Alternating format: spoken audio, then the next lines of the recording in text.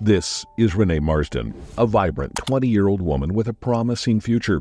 She was training to be a hairdresser, eagerly planning her 21st birthday, and looking forward to moving into her own apartment. But deep inside her heart, Renae harbored a secret.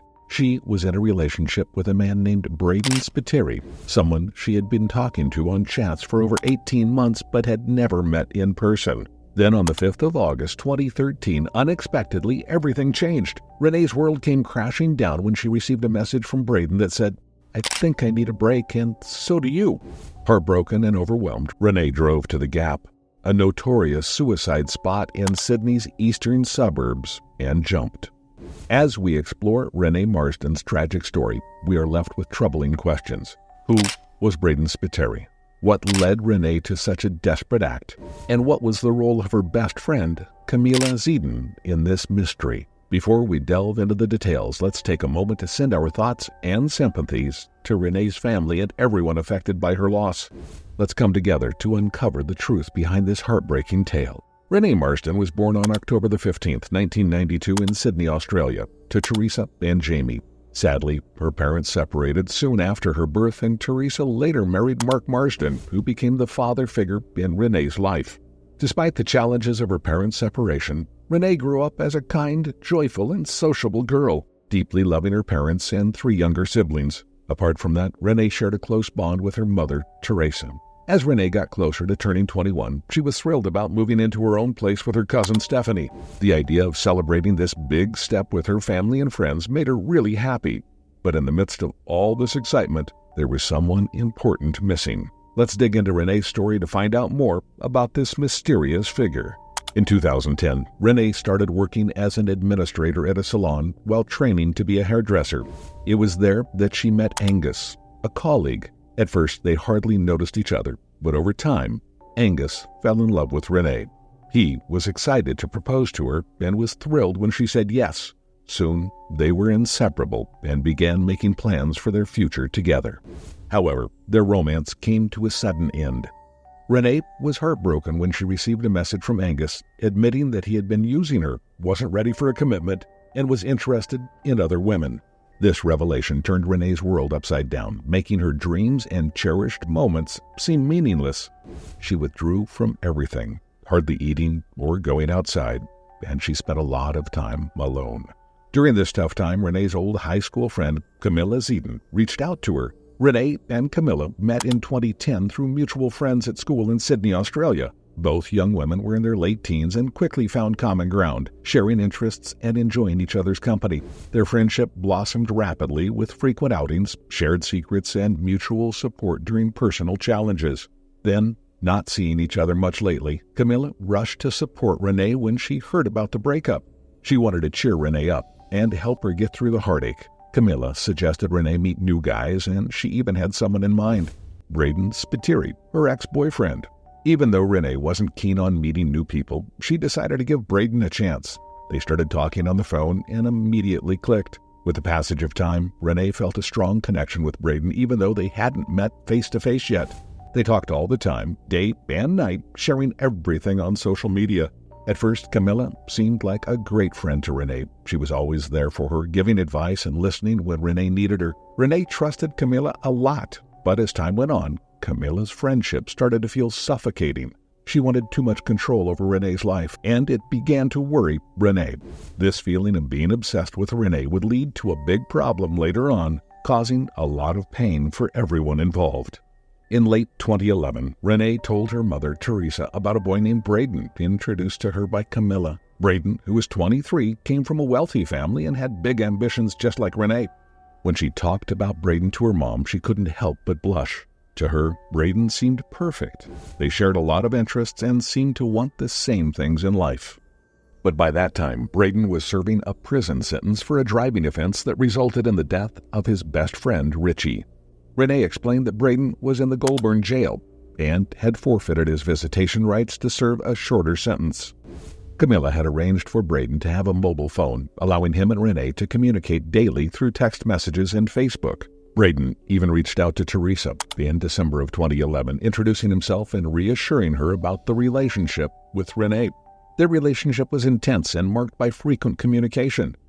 Sometimes Renae would speak to Brayden while he responded via text to avoid detection with the phone in prison.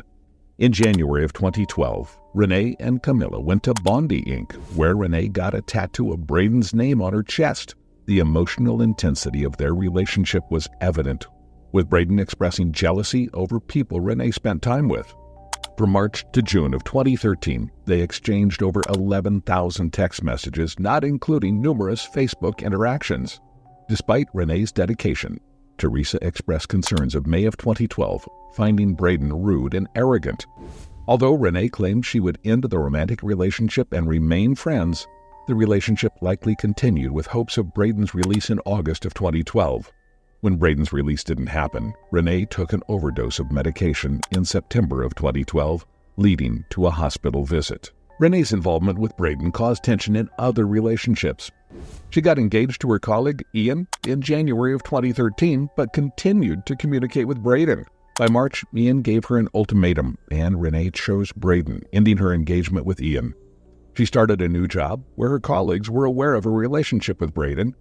In July of 2013, they didn't communicate for a month due to Brayden's court case, which Renae hoped would lead to his release. Despite the lack of contact, Renae continued to text Brayden daily, sharing her struggles with her work colleagues. On the 5th of August 2013, Brayden finally replied to one of Renae's texts after nearly a month of silence. Throughout the morning, they exchanged 91 text messages. Around 1 p.m., while walking to lunch with her colleague Joseph, Renae received a message from Brayden saying, "I think I need a break, and so do you." She started crying and shaking, showing Joseph the message. Renae left work early that day, intending to call the prison to speak to Brayden. At 2:44 p.m., she made a 90-second call to the prison but did not reach him. Returning home visibly upset, Renae assured her mother that nothing was wrong. She then sent more texts to Brayden, who later texted Teresa saying, "Sort your daughter out. She's threatening to kill herself." Renae denied having suicidal thoughts when confronted by her mother. Renae left home around 5:20 p.m., driving by Watson's Bay. CCTV captured her at 5:22 p.m. near the Gap. She sent Brayden more texts, including a farewell message. At 5:51 p.m., she climbed over the fence at Jacob's Ladder, and at 5:54 p.m., CCTV showed her throwing her phone into the water before she jumped off the cliff.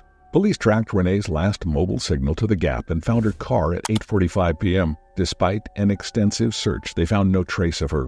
Inside her car was a photo montage of Brayden, her wallet, and an iPhone in a pink case. The tragic events of that day marked a devastating end for Renae and her family. Then, who was the real mastermind behind Renae's tragic death? What sinister secrets lay behind the facade of her best friend, Camilla Zeiden? Well, the heartbreaking truth was that Brayden Spiteri never existed. The mastermind behind Renae's death was her best friend, Camilla. She had been dangerously obsessed with Renae since 2010. Even before Renae met Brayden, her obsession was so intense that she became possessive and controlling, cornering Renae in a library and grabbing her arm outside a cafe. She even tried to take the steering wheel while Renae was driving, showing the extent of her toxic behavior. An inquest in February of 2020, 7 years after Renae's death, revealed the full extent of Camilla's deception. For 18 months, she pretended to be Brayden, using 2 phones to send messages as both herself and Brayden. The real man in Brayden's photos, Cameron Lang, had nothing to do with the scam. He met Camilla once at a nightclub and was shocked to learn his picture had been used to trick Renae. The police investigated Camilla and found many of her messages had been deleted before they could search her phone. She eventually admitted that Brayden was made up, but she claimed Renae was in on the plan, which Renae's family did not believe. Despite the clear evidence of her manipulation, she did not face serious consequences and continued her life freely, leaving Renae's family heartbroken and searching for answers. Her actions showed a complete lack of remorse, making the tragedy even harder for Renae's loved ones to bear. Despite extensive searches, Renae's body was never found, and she remains listed as missing on the Australian Missing Persons Registrar. Renae would have been 32 this year. She had big plans for her 21st birthday before that tragic day in 2013. Her Facebook profile shows a young woman full of life, outgoing, beautiful, and energetic, with many friends and a loving family. Her family remembers her vibrant spirit and the joy she brought into their lives. They hope their fight for justice and change will prevent similar tragedies and keep Renae's memory alive. In the wake of Renae's tragic death, her family is fighting to introduce Renae's Law, which aims to make catfishing illegal. This movement seeks to create a distinctive criminalization of such deceptive and harmful behavior. Although the inquest didn't lead to an immediate recommendation for new laws, it highlighted the need for better legal responses to non-physical forms of abuse and manipulation. The Domestic Violence Death Review Report 2017 to 2019 recommended that the NSW Department of Communities and Justice examine whether existing laws adequately address patterns of non-physical domestic and family violence, including catfishing. This review aims to consider the effectiveness of current laws and the potential need for new legislation, such as those targeting coercive control and domestic abuse, which could cover the behaviors that led to Renae's tragic end. Renae's case has become a powerful example of the devastating impact of catfishing and the urgent need for legal changes to protect others from similar fates. Do you think there should be a specific law against catfishing? What are your thoughts on Renae's Law? Let us know in the comments below. If you found this story important, please like and subscribe to our channel. Your support helps us raise awareness about crucial issues like this one. Thanks for watching.